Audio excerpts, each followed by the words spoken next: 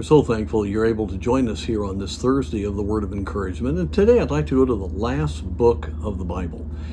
If ever Revelation was up to date, it is today. It always has been. But because of what we've seen with the advance of technology, the advance of a major worldwide international unity that's coming based upon things that are unbiblical and for wrong purposes, as we see many strong men arising, as the Bible said, we can see very clearly how every event in the book of Revelation could happen. Doesn't mean that the rapture is going to happen today or tomorrow, but it could. It could have happened any time throughout history.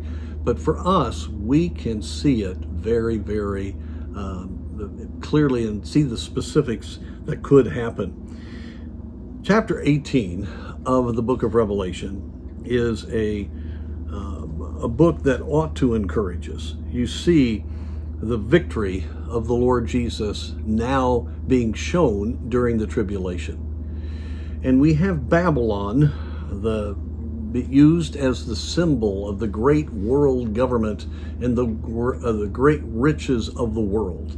And it's the one power that will control, by Satan's power, the world at this time. Now, whether it's in Babylon, actual geographically today, which is Iraq, or if it symbolizes Rome, which Rome has been, of course, for much of the Western world, time of the Roman Empire, the head of the nations, or ecclesiastically the head of the nations. Whether it's that or another place doesn't really matter, but it represents the power of the world. It represents the riches of the world, the dominance of a non-biblical worldview. And you have Babylon explained, the mighty city.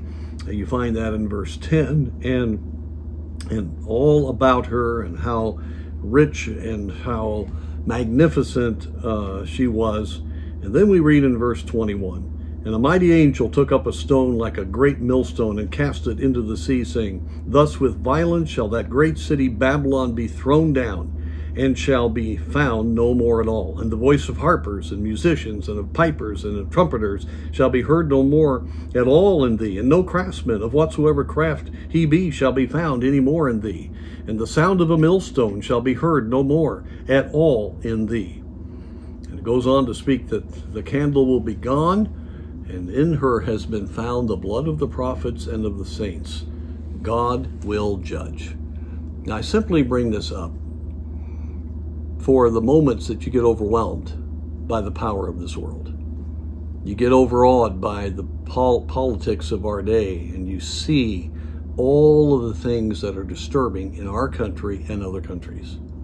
Or you look at the wealth, or you look at the paganism, or you look at what's happening in the educational system, or you are just stirred by how bad entertainment is, or hear what's happening internationally. It's very easy for us to lose heart a little bit. I just want to remind you that Satan's world is going to be destroyed. The plagues that we find in the book of Revelation are amazing. During the tribulation, half of the world at least will perish. It's a tragic thing. And the great centers of economic and political power will be no more. And Jesus will eventually come and reign at the end of the tribulation, and this is what this is speaking of. And so we are still in the church age because God is long-suffering, not willing that any should perish.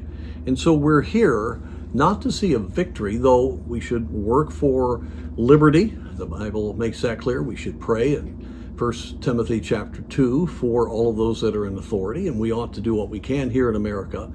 But the answer is going to be in God's people doing God's work, and God can make things happen the way He wants them to happen if we are obedient to Him, if churches are what they ought to be. And so let's focus on that, knowing that really in the next few years, the very things that we see depicted in pictures or on TV or videos that seem so overwhelming will be in ashes. It's not long. Could happen soon. So let's don't bother ourselves with that. Let's do what God's called us to do and rejoice that we can serve Him in this day.